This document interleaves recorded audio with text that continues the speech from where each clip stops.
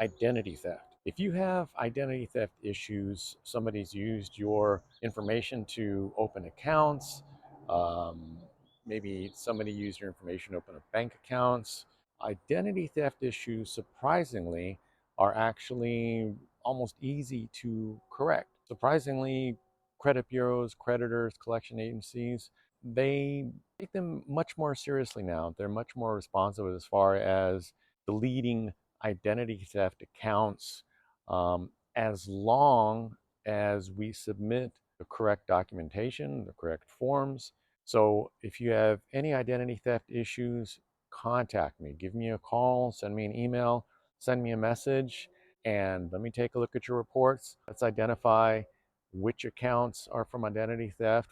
Maybe we're going to need to put a security freeze on your credit report for a while so that nobody can open any accounts on your credit report. But let's get started today.